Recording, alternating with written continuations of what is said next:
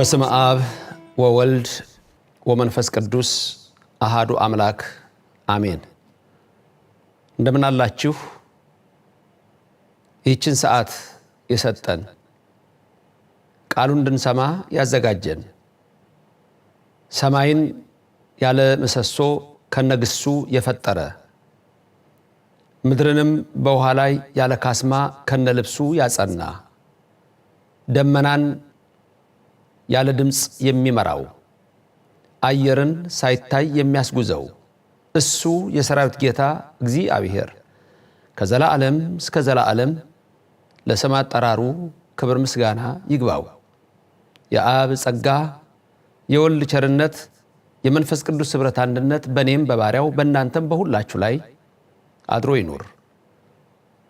በሐዋርያት መካከል የነበረች የዶኪማስን ጓዳ በምልጃዋ ምሉ ያደረገች ቅድስተ ቅዱሳን ድንግል ማርያም በሁላችን ቤት ነግሳ ትኑርልን። ረድኤተ እግዚአብሔርን አጋዥ በማድረግ ዛሬ የክፍል 5 ትምህርታችንን በነገረ መለኮት ላይ እናያለን። ዛሬ የምናየው ሞኖቴኢዝም የተባለውን አስተሳሰብ በምን አይነት ሁኔታ እንደሚታይ ነው። ሰው ለሰው አስታዋሽ፣ ሰው ለሰው አሳሳቢ ስለሆነ በልቡና የሚያሳድር በአእምሮ የሚቀርጽ የቃሉ ባለቤት ያው እግዚአብሔር የምትሰሙትን ሁሉ በልባችሁ ጽላት ይጻፍላችሁ፣ የእናንተንም ልመና ይስማ። ቃሉን ለሰው ሁሉ የምታደርሱትን ደግሞ የበለጠውን ክብርና ጸጋ በቤታችሁ ይሙላ ያድላችሁ። በክፍል 1 ትምህርት ኤቲዝም እግዚአብሔር የለም የሚሉ ሰዎችን፣ እምነት የለም የሚሉ ሰዎችን፣ በሁለተኛው ትምህርታችን ፓንቴይዝም ሁሉም አማልክት ናቸው አምላኮች ናቸው ብለው የሚያምኑ ሰዎችን፣ በሶስተኛው ፖሊቴይዝም ብዙ አምላኮች ብዙ ፈጣሪዎች አሉ ብለው የሚያስቡ ሰዎችን፣ በአራተኛው ትምህርታችን ሄኖቴይዝም ብዙ አምላኮች አሉ አንዱ የሚበልጠውን መርጫ አምናለሁ አመልካለሁ የሚሉ አሳሰቦችን አይተናል። ዛሬ የምናየው ሞኖቴይዝም ነው። ይህን ካየን በኋላ ወደ ነገረ ክርስቶስ መሸጋገሪያችን የሚሆነው ይሄ ነው። ሞኖቴይዝምን ግን በሚስጥረ ሥላሴና በሚስጥረ ስጋዌ እይታ ውስጥ የእምነታችንን መሰረት አስተምህሮ እንመለከታለን። የሞኖቴይዝምን ማስተሳሰብ እንፈትሻለን። ለዚህም አምላክ ይርዳን። ሞኖቴይዝም ቃሉ የግሪክ ቃል ነው። ሞኖ ፕላስ ቴዎስ ነው። ሞኖ አንድ ነው፣ ቴዎስ ጋድ ዋን ጋድ ብሊፍ ማለት ነው። በአንድ አምላክ ማመን ማለት ነው። ሞኖቴይዝም የሚከተሉ ብላችሁ ዝም ብላችሁ ገብታችሁ ብትመለከቱ ዓለም የሚሰጣችሁ 3 እምነቶችን ነው በአብዛኛው። የአይሁድን እምነት፣ የክርስትናን እምነትና የእስልምናን እምነት ነው። ጁዳይዝም ክርስቲያኒቲ እና እስላም ነው፣ እስላሚዝም። እነዚህን 3ቱን እምነቶች በሞኖቴይዝም ስር ይጠቃለላሉ በዓለም እይታና አስተሳሰብ። አዎ እኛም አንድ አምላክ ነው የምንለው ልክ ነው። አይሁድም አንድ አምላክ ይላሉ ልክ ነው። እስላሞችም አንድ አምላክ ይላሉ ልክ ነው። እንደዚህ ነው የሚሉት። ስለዚህ ለነሱ ለሁሉም ልክ ስለሆነ ሁሉም አንድ አምላክ ስለሚሉ አንድ አምላክ ነው ተብሎ ይደመራል። ግን በውስጡ ስናየው እውን የኛ አንድ አምላክ ከእስልምናው አስተሳሰብ ጋር አንድ ነው ወይ? ሞኖቴይዝም ቢባልም እንኳን ሞኖቴይስቲክ ሪሊጂንስ ቢባሉም 3ቱ በውስጣቸው ግን ያለውን ነገር ማወቅ እጅግ ጠቃሚ ነው። እንዴት ለሚለው ዝርዝሩን እንይ። አምላካችን እግዚአብሔር ከሁላችን ጋር ይሁንልን። አዎ መጽሐፍ ቅዱስ አንድ አምላክ እንዳለ ይመሰክራል። ይሄንን ነው በተከታታይም እንዳየነው አንድ አምላክ እግዚአብሔር አለ። አይሁድ መጀመሪያ አይሁድ ልውሰድላችሁ። በጥንቱ እምነታቸው የሚስጥረ ሥላሴ ዕውቀትና እምነት ነበራቸው።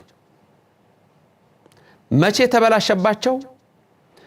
ክርስቶስ ወደዚህ ዓለም መጣ፣ ከቅድስተ ቅዱሳን ከድንግል ማርያም ተወለደ። ያንን ክርስቶስን አልተቀበሉም፣ መሲህ አልተቀበሉም። ስለዚህ ክርስትናው የሚስጥረ ሥላሴን ነገር ያመጣ ሲዘረዝር እነሱ ግን አይ ስላሴ የሚባል ነገር የለም ወደሚለው አስተሳሰብ መጡ።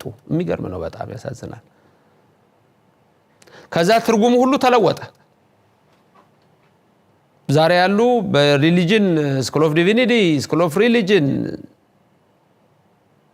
ቴዎሎጂካል ኮሌጅ በውጭው ዓለም የሚመለከቱት ቃሎቹን ለምሳሌ አብዛኛውን ጊዜ በትርጓሜ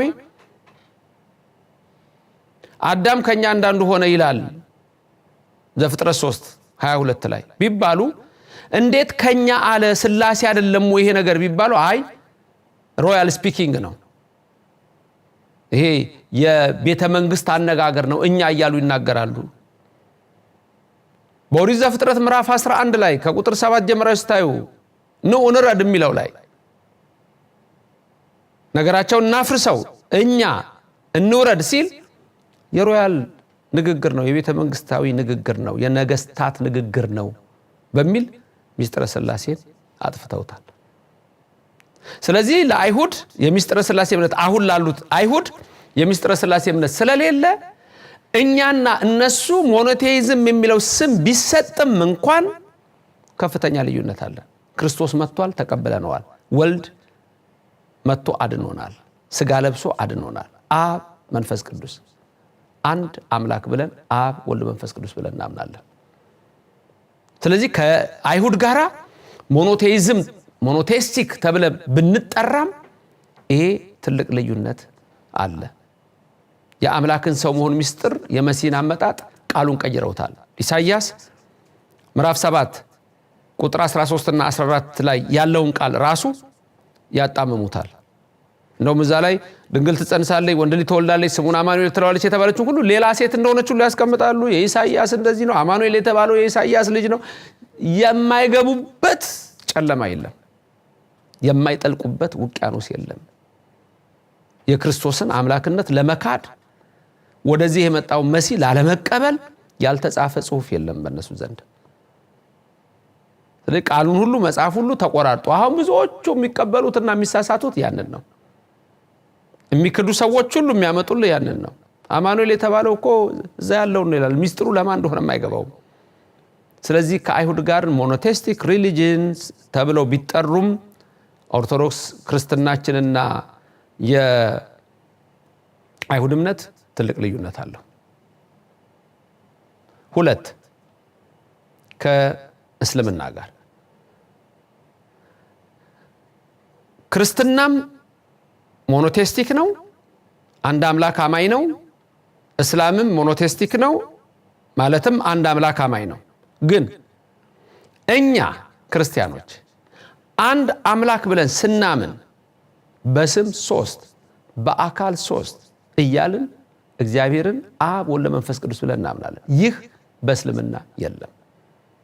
በእስልምና ተዋሂድ አንድ አምላክ የሚል አስተሳሰብ ነው ያላቸው። መፈክራቸውም ሆኖ ሞቶም ሆኖ የሚጠቀሙበት ቃል ምንድነው? አንድ አምላክ አለ፣ ነብዩ መሐመድም የሱ የመጨረሻው the seal of the prophet መደምደሚያው ነው፣ ከሁሉም ደግሞ ይበልጣል እሱ ብለው የሚቀበሉበት ነው ሻሃዳቸው። ስለዚህ በእስልምና ያለው የሞኖቴስቲክ እሳቤና በክርስትና ያለው ድንገት ዝም ብሎ ትምህርት ቤት ስትሄዱ በተለይ ወይ የተለያየ ሪሊጅን ሞኖቴስቲክ ናቸው ሶስቱ ሪሊጅኖች ሲባል በደንብ ልዩነቱን ማወቅ ይኖርባቸዋል። ስለዚህ በእስልምናው ያይል እንደውም በእስልምናው ቆይ እስቲ አንድ የቁርአን ቃል ላሳያችሁ። ለምሳሌ በቁርአን ቃል ላይ ምን የሚል አለ?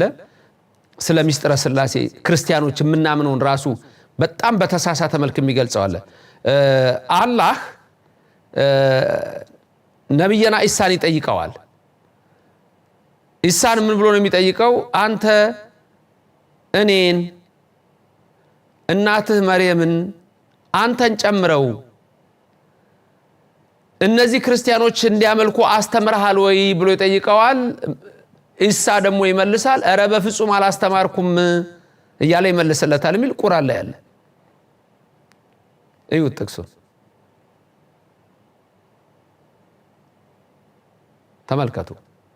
ስለዚህ እኛ የምናምነው በአንድ አምላክ ያለ እሳቢያችንና በእስልምናውና ባይሁድ ያለው የተለያየ ነው። አሁን በእስልምናው እኛ ሚስጥረ ስላሴ ግን በነገራችን ላይ እኛ ማርያምን አምላክ ብለን አናቅም አይደለም። ማርያም አንልም፣ መንፈስ ቅዱስ ነው ያለው። አብ ወልድ መንፈስ ቅዱስ ነው። ግን ቁርአኑ በዛ አስቀምጦታል። እሱም በሌላ ጊዜ ስንመለስ በደንብ ተንተን እናየዋለን። እንደዚህ ነው የተጻፈው። እንግዲህ ተመልከቱ። ስለዚህ ክርስቲያኖች ወገኖቼ በጣም ከፍተኛ ልዩነት አለን ማለት ነው በአይሁድ መካከል፣ እንደገና ደግሞ በእስልምና መካከል፣ እንደገና ደግሞ ክርስቲያን ተብለው በሚጠሩት በካቶሊኮች በፕሮቴስታንት ዘንድም የኛ የሚስጥረ ስላሴ ትንታኔ የነገረ መለኮት ትምህርታችን በጣም የተለየ ነው። የኛ የረቀቀ ነው። የኛ እውነታ ነው። የኛ መጽሐፍ ቅዱስን ሁሉ የመላ ነው። እንዴት ነው ይሄ ሊሆን የቻለው ስትሉ ደግሞ እግዚአብሔር ስሙ የተመሰገነ ይሁን ከፍ ከፍ ይበልና ኢትዮጵያውያን ከእግዚአብሔር አምልኮት የወጡበት ጊዜ አልነበረም። ከሕገ ልቡና ከሕገ ኦሪት በሕገ ክርስትና ዛሬ በዚህ ውስጥ የጸና የበረታ የቆመ ትምህርት አለን። አእማድ እንላቸዋለን፣ ምስጢራት እንላቸዋለን፣ ህቡዓት እንላቸዋለን። እነዚህ ምሰሶች፣ እነዚህ ምስጢራዊ ትምህርቶች ምስጢረ ስላሴ፣ ምስጢረ ስጋዊ፣ ጥምቀት፣ ቁርባን፣ ትንሣኤ ሙታን እነዚህ ነገረ መለኮት ነው የሚባሉት። በእነዚህ ምሰሶነት የኦርቶዶክስ ቤተክርስቲያን ከሌሎች የክርስትና ክፍሎችም በዚህ ሳቢያችን እንለያለን። በዚህ ሃይማኖታዊ መልእክታችን እንለያለን። ሞኖቴይዝም ነው ተብሎ ቢነገርም ወደ ውስጥ ገብቶ ሲተነተን ግን ልዩነት አለው። ከአይሁዱ ጋር እንዳየነው ከእስልምናው ጋር እንዳየነው ነው። ወደ ካቶሊኩና ወደ ፕሮቴስታንቱም ስንመጣ እኛ ለምሳሌ በክርስቶስ ላይ ከሁለት ባህሪያት አንድ ባህሪ ከሁለት አካላት አንድ አካል ሆነ ብለን ተዋህዶ ሲባል እምነታችን፣ በካቶሊኩ ግን ሁለት ባህሪያት ነው የሚሉት።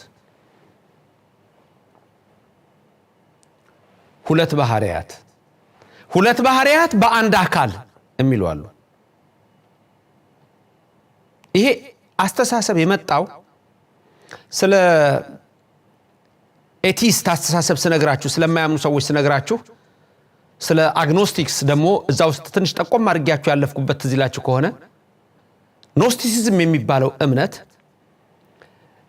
በሁለተኛው ክፍለ ዘመን ላይ የሁለት ባህሪያትን እሳቤ የመነጨበትን የዱዋሊዝም የሚባል በግዕዙ ምንታዊ የምንለው አስተሳሰብ ነበራቸው። አምላክን ሁሉ ሁለት የማድረግ እንደውም አንዱ ደግ አምላክ ነው፣ አንዱ ደግሞ ክፉ አምላክ ነው እስከሚል ድረስ የሚያስቡ ሰዎች ነበሩ። ያ ዱዋሊዝም ይባላል። በእኛ ምንታዊ ይባላል፣ በአማርኛው ሁለትዮሽ ይባላል። ይሄ የግኖስቲሲዝም አስተሳሰብ የአግኖስቲክ ትምህርት እንደው ምን እንደሚሉ ልንገራችሁ። አሁን ብዙ ሰዎች እንድትጠነቀቁ ነው ይህን ትምህርት ማስተምራቸው። ቀጥታ ወደዛ ስለምንገባ ነው። የማርያም ልጅ ኢየሱስ ይባላል፣ የእግዚአብሔር ልጅ ክርስቶስ ይባላል ብለው ይከፍሉታል። ሰከንድ ሴንቸሪ ላይ ያለ ትምህርት ነው። የማርያም ልጅ ኢየሱስ በዮርዳኖስ ሲጠመቅ የእግዚአብሔር ልጅ ክርስቶስ አደረበት፣ ከዛ ታምር መስራት ጀመረ ይሏቸዋል። ኢቦኒዝም፣ ሴሬንቴስ የነዚህ አሳሰሉ በጣም ዝም ብሎ የሚታይ አይደለም። አሁን አንዳንድ ሰዎች ገብታችሁ ነገረ መለኮቱ ስታዩ ብዙ ነገር ላይ ጥንቃቄ እንድታደርጉ ነው። ጥሩ ነው መነጋገራችሁ፣ ጥሩ ነው መማማራችሁ፣ ግን በአቅማችሁ ደረጃ ነገሮችን ማየት ይኖርባችኋል። እኔ የምነግራችሁ ምንድነው? አንደኛ ሪሊጅን አጥንቼ ነው ዝም ብዬ አይደለም የምነግራችሁ። ሁለተኛ ቲዮሎጂ አጥንቼ ነው ዝም ብዬ አይደለም የምነግራችሁ። ሶስተኛ ፍልስፍናውን አጥንቼ ነው ዝም ብዬ አይደለም የምነግራችሁ። ከሁሉም በላይ ደግሞ የቤተክርስቲያንን ትምህርትም በደንብ ከአባቶቼ ጠንቅቄ ስለተማርኩ ነው። ሌላ ነገር የለውም። የነዚህ የግኖስቲሲዝም አስተሳሰብ በማርያም ልጅ በኢየሱስ ላይ የአብ ልጅ በማርያም ልጅ በኢየሱስ ላይ የእግዚአብሔር ልጅ ክርስቶስ አደረበት፣ ተአምር መስራት ጀመረ፣ አዳፕት አደረገው ይላሉ። አዳፕቴሽን ይባላል ትምህርታቸው። ይሄን የተናገሩ ብዙ ሰዎች አሉ። ወደፊት እየዘረዘርን የምናያቸው ላይ ታዋቸዋላችሁ። ከዛ ደግሞ ምን ይላችኋል መሰላችሁ? ሊሰቀል ሲሄድ መስቀል አሸክመውት ወደ ቀራንዮ ሲሄድ ያ በጥምቀት ጊዜ ያደረበት ክርስቶስ የዛን ጊዜ ጥሎት ሸሸ፣ ሄደ፣ ተለየው። ስለዚህ ተሰቀለ ይሏቸዋል። በተለይ በሎጎስ ላይ ሲፈላሰፉ ስለነበረ ይህን ትምህርት የሚሰጡት ሎጎስ የሚለውን ቃል ይዘው ማለት ነው። እኛ ጋር ዮሐንስ ወንጌል ምዕራፍ 1 ቁጥር 1 በመጀመሪያ ቃል ነበር፣ ቃል በእግዚአብሔር ዘንድ ነበር፣ ቃል እግዚአብሔር ነው፣ አለቀ። የኛ ክርስቶስ አምላክ ነው የሚለው ላይ ነው፣ አምላክ ሰው ሆነ የሚለው ላይ ነው የኛ ትምህርት። እነሱ ግን በሎጎስ ሲፈላሰፉ አሁን ልክ ዛሬ ብዙ ነገሮች እጅ መጽሐፍ ቅዱስ ሁሉም እጅ ገባና በአማርኛ ሆነና ሁሉም ተፈላሳፊ ሆነ፣ ወደማይሆን አቅጣጫም የሚሄደው ለዛ ነው። እኔ መምህሬ አዲስ ኪዳን በቅድስት ሥላሴ ካስተማሩን ታላቁ መምህር የቀድሞ አባ ጓሃ ጽፋ አቡነ እንድሪያስ በቃ እምነቴ የጠፋው መጽሐፍ ቅዱስ በቋንቋ ተተርጉሞ ሰው ሁሉ እንዳሻው ዝም ብሎ እያነበበ ሲሄድ ነው። በተለይ ደግሞ አማርኛ መጽሐፍ ቅዱስ እጁ ሲገባል። ምክንያቱም የአማርኛው መጽሐፍ ቅዱስ ደግሞ ሙሉ በሙሉ ከእንግሊዘኛ ጋር ተመሳሳይ ነው፣ ከግዕዙ ጋር አይደለም። የሚያሳዝን ነው። ስለዚህ ዝም ብሎ ሰው ሲነጋገር ሲነታረክ ምን ሲል ትክክለኛውን ነገር እያፈረሰው ከእውነት እየራቀ ስለሚሄድ ጥንቃቄ እንድታደርጉ ነው። ለመምህራን ጭምር ነው። ጠንቅቆ ነው ነገሮችን ማየት። ስለዚህ በዛ ዘመን እየተፈላሰፉ ክርስቶስና ኢየሱስ ሌላ ናቸው ሲሉ ዮሐንስ ወንጌላዊ በአንደኛ መልእክቱ ምዕራፍ 5 ቁጥር 1 ላይ እንዲህ የሚል መልእክት አስተላለፈ። ክርስቶስ ነው ብሎ በኢየሱስ የሚያምን ሁሉ ከእግዚአብሔር ተወልዷል ይላል። እዩት ጥቅሱን። ክርስቶስ ነው ብሎ በኢየሱስ የሚያምን ሁሉ ከእግዚአብሔር ተወልዷል። ምን እንደሚያሳያችሁ ይሄ ክርስቶስ ነው ብሎ በኢየሱስ የሚያምን ሁሉ። ቁጥር 4 ላይ የሚናገረው አለ ወገኖቼ፣ መንፈስን ሁሉ አትመኑ ያለበት፣ ነገር ግን መናፍስት ከእግዚአብሔር ሆነው እንደሆነ መርምሩ ይላል። ምክንያቱም ብዙዎች ሐሰተኞች ነቢያት ወደ ዓለም መጥተዋልና የእግዚአብሔር መንፈስ በዚህ ታውቃላችሁ። ኢየሱስ ክርስቶስ በስጋ እንደመጣ የሚታመን መንፈስ ሁሉ ከእግዚአብሔር ነው። ኢየሱስ ክርስቶስ በስጋ እንደመጣ የሚታመን መንፈስ ሁሉ ከእግዚአብሔር ነው። ኢየሱስ ክርስቶስ በስጋ እንደመጣ ማለት ክርስቶስ ስጋን ተዋህዶ እንደመጣ አምላክ ሰው እንደሆነ ቃል ስጋ ሆነ የሚለው ዮሐንስ ወንጌል ምዕራፍ 1 ቁጥር 14 ቃል ስጋ ሆነ። ስለዚህ እኛ ከአይሁዱ ከእስልምናው ብቻ ሳይሆን ከካቶሊኩ ከፕሮቴስታንቱ ጋር ልዩነት አለን። ኦርቶዶክሳውያን ካቶሊኩ 2 ባህሪያት ብሎ ያስተምራል። እኛ ነው 2 ባህሪያት ካረገ 4 ሊያረገው ነው። ምክንያቱም አብ ወልድ መንፈስ ቅዱስ ሲደመር ማን ሊሆን ነው? ኢየሱስ። ሌላ ማርያም ኢየሱስ ያለችው 4። በፕሮቴስታንቱ ዓለም ደግሞ እኛ አንድ አምላክ ነው ዘላለማዊ ነው ብለን ስናምን እነሱ ደግሞ ዝቅ ያደርጉትና ወደ አማላጅነት ያለው። በነገራችን ላይ በሰፊው መነግራችሁ ሌሎች ነገሮች ይኖራሉ በዚህ ጉዳይ። እነሱም እንደገና ምን ያደርጉትና 4 ሊያደርጉት ነው። በእስልምናው አላህ አይወልድም አይወለድም በሚል የባዮሎጂካል አደረጉት። ብዙ ጊዜ የእውቀት ማነስም በጣም በሽታ ነው የሚሆነው ለብዙዎች። ባዮሎጂካል አደረጉት። አናሎጂካል ነው። ያ በባዮሎጂ አብ ወልድ ወለደው። በፍጹም እንደሱ አይደለም። ቃል ከልብ እንደሚወለድ ነው። ከብዷቸው ነው በዛ ሰዓት ላይ እንዴት ነው የሚወለደው የሚለው አልገባቸውም። የሚስጥር ስጋይ ጉዳይ የቃል ስጋ ኮነ ሚስጥር የተዋህዶ ሚስጥር አልተገለጸላቸውም። አይሁድ ደግሞ ኢየሱስ ክርስቶስ ላይ ያላቸው አመለካከት ነው። ሰቀሉት፣ ገደሉት። ከዛ በኋላ ሌላ መሲህ አልመጣም። መቅደስ የላቸው፣ ካህን የላቸው፣ መስዋዕት የላቸው። ቤታቸው የተፈታ ሆኖ ይቀራል እንዳለው የተፈታ ሆኗል። ስለዚህ ሞኖቴይዝም የሚለው አስተሳሰብ እኛን የኢትዮጵያ ኦርቶዶክስ ተዋሕዶ ቤተክርስቲያን እምነትን አስተምሮን ከአይሁድ አይመሳሰልም፣ ከእስላም አይመሳሰልም፣ ከካቶሊክ አይመሳሰልም፣ ወደ ውስጥ ስንገባ ከፕሮቴስታንትም አይመሳሰልም። አንድ አምላክ ብለን ስናምንኛ አብ ወልድ መንፈስ ቅዱስ ስጋ ቢሆንም እንኳን ወልድ ስጋ ቢሆንም እንኳን ከክብሩ ዝቅ አላለም ብለን የምናስተምርበት ነው። ስለዚህ በዚሁ ከምስጢረ ሥላሴ ከነገረ መለኮት በዚህ አይነት አስተሳሰባችን ወዴት ነው የምንገባው? አሁን ወደ ነገረ ክርስቶስ እንገባለን። ለዛሬ በዚሁ አበቃው። አንድ አምላክ እግዚአብሔር አለን። ኦርቶዶክስ ተዋሕዶ ቤተክርስቲያን ዓለም ከተፈጠረበት ጀምሮ አባቶቻችሁ እምነትን አምነው እናቶቻችሁ በእምነት ጸንተው የኖሩ የኦርቶዶክስ ልጆች እምነታችሁን ወቋት፣ ልዩነቱን በደንብ ወቁ፣ ተረዱ።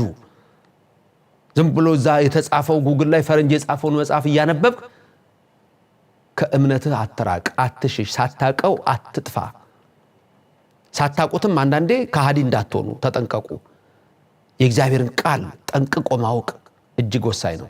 በጥልቅ ደግሞ በነገረ ክርስቶስ ላይ እንሄዳለን። እስከዛሬ ያየነው አጠቃላይ የዓለምን ወርልድ ልጅን አስተሳሰብ ነው። አሁን ደግሞ በክርስቲያን በተባለ ውስጥ በካቶሊኩና በፕሮቴስታንቱና በሌሎች በእኛ ያለውን ልዩነት በክርስቶስ ላይ የምንማርበት ትምህርት ይቀጥላል። እግዚአብሔር አምላክ በረድኤት አይለያችሁ፣ የልባችሁን ሐሳብ ይፈጽምላችሁ፣ ከክፉ ነገር ይሰውራችሁ። እግዚአብሔር ከሰጠው 10 ትእዛዛት የመጀመሪያው ከኔ በቀር ሌሎች አማልክት የሉምና በአንድ አምላክ በእኔ እመን ስለሚል አንድ አምላክ እግዚአብሔር ብለን እናምነዋለን። በስም 3፣ በአካል 3፣ በግብር 3፣ በኩነት 3። ይህን ዓለም በመፍጠር ፈጥሮ በማሳለፍ በእዘዝ በአገዛዝ በባህሪ በስምረት በፈቃድ አንድ እግዚአብሔር ብለን እናምናለን። ሁሉም በያዘ ሰማይና ምድርን በፈጠረ የሚታይና የማይታየውን ሁሉ በፈጠረ በአንድ አምላክ በእግዚአብሔር አብ እናምናለን፣ በእግዚአብሔር ወልድ እናምናለን፣ በእግዚአብሔር መንፈስ ቅዱስ እናምናለን። ልዑል እግዚአብሔር ይባርካችሁ፣ ፊቱን የሚያብራላችሁ፣ እመብርሃን አትለያችሁ፣ ዓለሙን ሰላም፣ ኢትዮጵያ ሀገራችንን ሰላም ያርግልን፣ መላውን ዓለም ሰላም ያርግልን። የሰማነውን በልቦናችን ይጻፍ። ይቆየን።